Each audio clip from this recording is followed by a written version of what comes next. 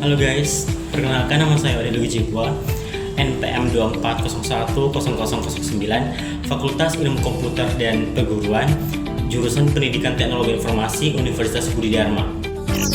Dime si vienes a mi cama, la fama me la fama. Se la pasan diciendo que si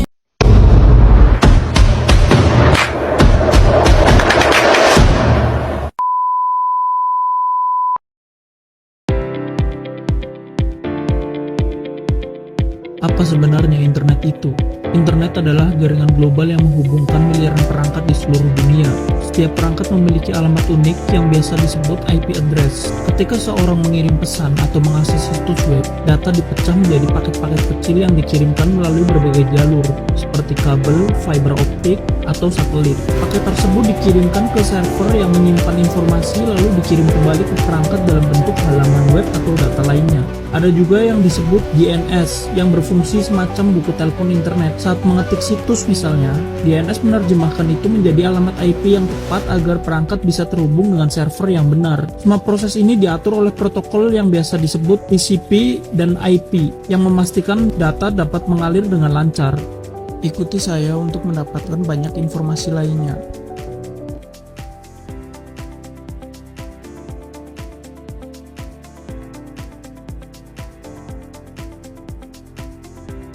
Coba deh pikirin sebentar. Setiap hari kita pakai laptop, HP, smart TV, semuanya nyambung ke internet. Tapi di balik layar itu semua ada satu teknologi yang kerja diam-diam tapi penting banget. Namanya Network Address Translation atau biasa kita sebut NAT. Mungkin kedengeran teknis ya, tapi percayalah, dialah pahlawan tanpa tanda jasa yang bikin dunia digital kita ini jalan terus. Yuk, kita bedah bareng-bareng cara kerjanya. Nah, ini dia pertanyaan utamanya. Pernah kepikiran nggak sih? Perangkat yang online di seluruh dunia itu jumlahnya udah miliaran, bahkan puluhan miliar. Tapi gimana caranya semua perangkat itu bisa dapat alamat di internet kalau ternyata jumlah alamat yang tersedia itu terbatas banget? Ini nih teka-teki besar yang bakal kita pecahin. Dan ini dia angkanya. Versi internet yang udah kita pakai puluhan tahun, namanya IPv4, itu cuma punya sekitar 4,3 miliar alamat publik. Cuma segitu. Jelas jauh lebih sedikit dari jumlah gadget yang ada di dunia sekarang. Jadi, kok bisa? Kok nggak habis-habis dari dulu? Nah, keterbatasan inilah yang nyiptain sebuah masalah besar yang dikenal sebagai krisis alamat internet. Bayangin aja kalau di seluruh dunia ini, nomor telepon uniknya udah mau habis. Kira-kira kayak gitulah masalah yang dihadapi internet waktu itu. Jadi intinya simple banget, perangkat yang mau online jumlahnya jauh lebih banyak daripada alamat publik yang tersedia. Kalau nggak ada solusi yang jenius, internet bisa-bisa udah lumpuh dari bertahun-tahun yang lalu karena kehabisan alamat. Dan disinilah pahlawan kita muncul. Solusi jenius itu namanya NAT. Biar gampang ngertinya, kita pakai analogi aja ya. Anggap aja NAT ini kayak seorang resepsionis yang super efisien buat jaringan di rumah atau kantor kamu. Oke, ini definisi teknisnya. Intinya, NAT itu sebuah proses di mana router kita mengubah alamat IP private dari laptop atau HP kita menjadi satu alamat IP publik pas data kita mau dikirim ke internet. Jadi, semua perangkat di dalam rumah kita seolah-olah tampil sebagai satu identitas saja di dunia luar. Oke, kita balik lagi ke analogi resepsionis tadi. Bayangin jaringan rumah kamu itu sebuah gedung kantor yang besar. Nah, semua perangkat kamu, laptop, HP, TV, itu karyawan di dalamnya.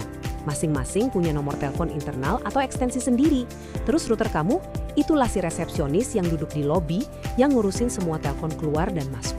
Jadi gini alurnya, pas laptop kamu mau buka website, paket datanya itu nggak langsung keluar. Tapi mampir dulu ke si resepsionis alias router. Si resepsionis ini bakal ganti alamat pengirim internal kamu dengan alamat publik kantor. Terus dia catat, oke, laptop meja 3 lagi minta data ini. Pas balasannya datang dari internet, balasannya kan nyampe ke resepsionis dulu. Nah, si resepsionis pinter ini ngecek catatannya. Aha, ini kan buat laptop di meja 3, terus langsung dianterin ke laptop kamu. Efisien banget kan? Ternyata resepsionis kita ini punya beberapa keahlian khusus loh. NAT itu nggak cuma satu jenis, ada beberapa tipe yang dibikin buat kebutuhan yang beda-beda. Yuk kita kenalan singkat sama jenis-jenisnya. Singkatnya gini, ada yang namanya NAT statis. Ini satu alamat internal dipasangkan permanen ke satu alamat publik, biasanya buat server. Terus ada NAT dinamis, ini kayak minjemin alamat publik dari sebuah kolam alamat buat sementara. Tapi, yang paling canggih dan yang kita semua pakai di rumah, itu jenis yang ketiga, PAT atau Port Address Translation. Nah, PAT inilah superstarnya. Ini teknologi yang ada di semua router Wi-Fi kita. Caranya cerdik banget. Selain pakai alamat IP publik, dia juga pakai nomor port yang unik buat tiap koneksi. Anggap aja resepsionisnya nggak cuma tahu alamat kantor, tapi juga tahu nomor kamar atau nomor pintu spesifik buat tiap paket yang keluar masuk. Inilah yang bikin semua perangkat di rumah, HP, laptop, konsol game, bisa pakai satu koneksi internet barengan tanpa tabrak. Sebagai solusi yang udah dipakai puluhan tahun, kira-kira apa sih warisan yang ditinggalin sama NAT? Ternyata, sama kayak pahlawan super, dia punya kekuatan yang luar biasa. Tapi ada juga beberapa kelemahannya. Manfaatnya jelas banget. Yang pertama dan paling utama, NAT itu udah nyelamatin internet dari kiamat alamat dengan bikin umur IPv4 jadi panjang banget. Dia juga nambahin lapisan keamanan karena alamat asli perangkat kita jadi ngumpet di belakang router. Buat yang ngurusin jaringan, ini juga bikin semuanya jadi lebih fleksibel. Tapi, ya itu tadi, nggak ada yang sempurna. Karena si NAT ini jadi perantara, secara teknis dia itu melanggar prinsip dasar internet, di mana idealnya setiap perangkat bisa ngobrol langsung satu sama lain. Nah inilah kenapa kadang-kadang aplikasi kayak game online atau video call yang butuh koneksi langsung bisa jadi agak ribet atau butuh settingan khusus. Pada akhirnya, kutipan ini kayaknya pas banget buat nyimpulin semuanya. NAT adalah solusi cerdas untuk masalah mendasar. Mungkin ini bukan solusi yang paling elegan atau murni dari sudut pandang teori jaringan. Tapi keefektifannya dalam menjaga internet tetap hidup dan berjalan sampai hari ini, itu nggak bisa dibantah. Jadi NAT ini bisa kita bilang sebagai tambalan yang sangat brilian untuk internet yang terus-terusan tumbuh. Tapi sekarang, dengan munculnya IPv6 yang punya alamat super duper banyak, hampir tak terbatas lah, muncul satu pertanyaan besar. Apakah tugas pahlawan tanpa tanda jasa kita ini akan segera berakhir? Nah, itu pemikiran menarik untuk masa depan internet kita semua.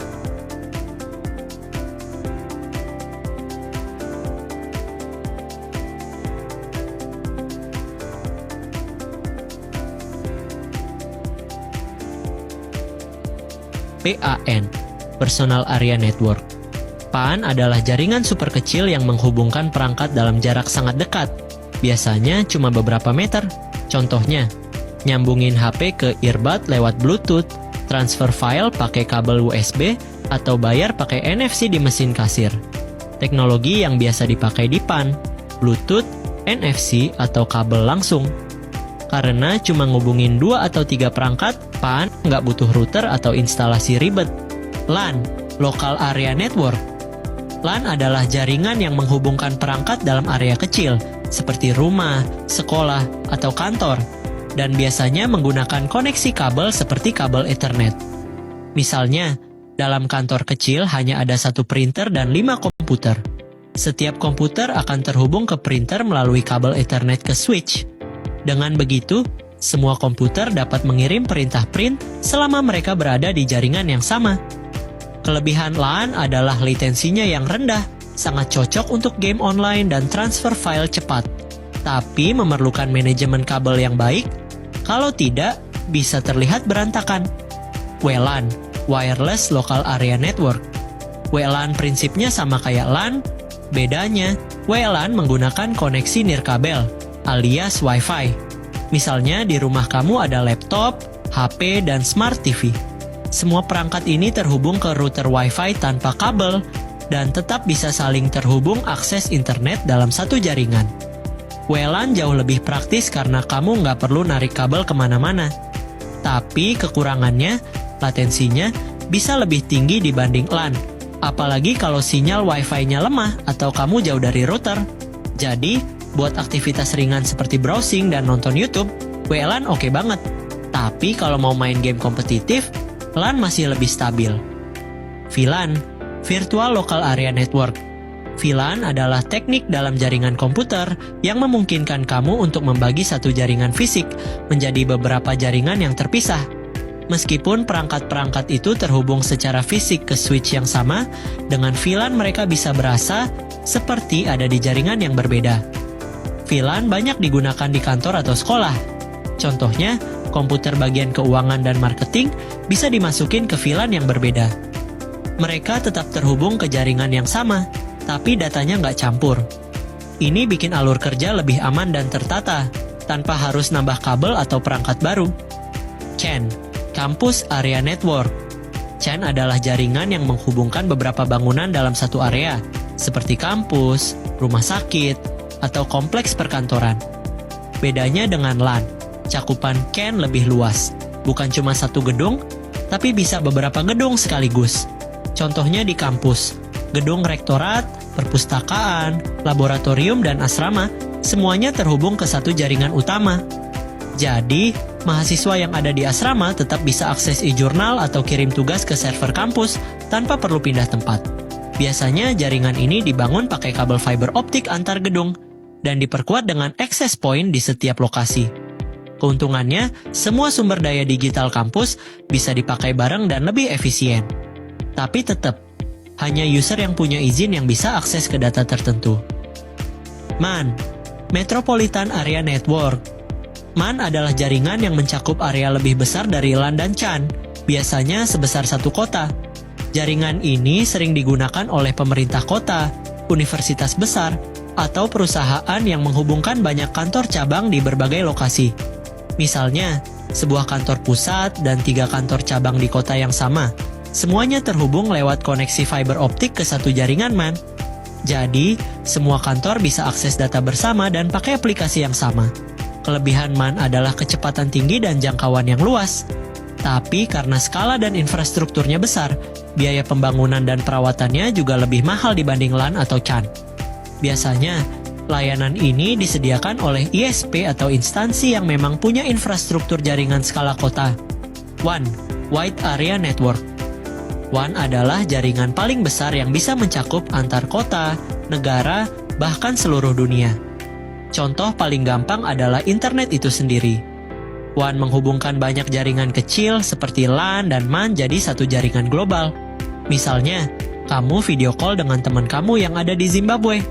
Meskipun kalian jauh ribuan kilometer, kamu tetap bisa terhubung lewat kabel fiber optik bawah laut atau sinyal satelit. Nah, itu karena semua perangkat kalian terhubung ke jaringan WAN.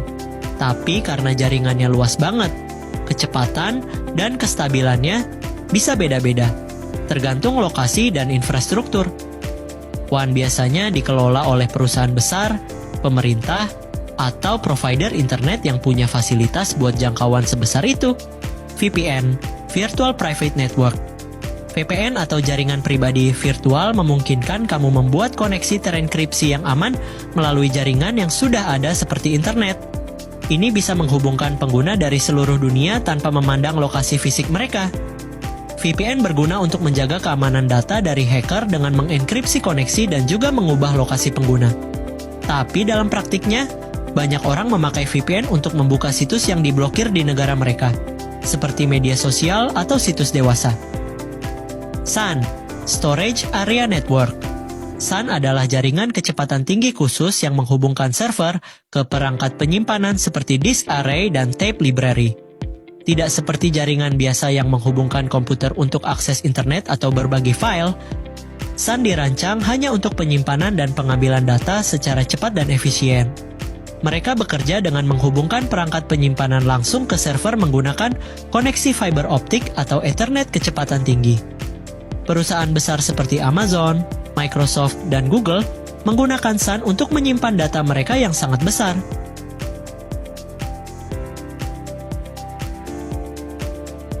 Sekian dari saya materi koneksi internet, semoga bermanfaat bagi teman-teman semua dan sampai jumpa. I just had to let you know you're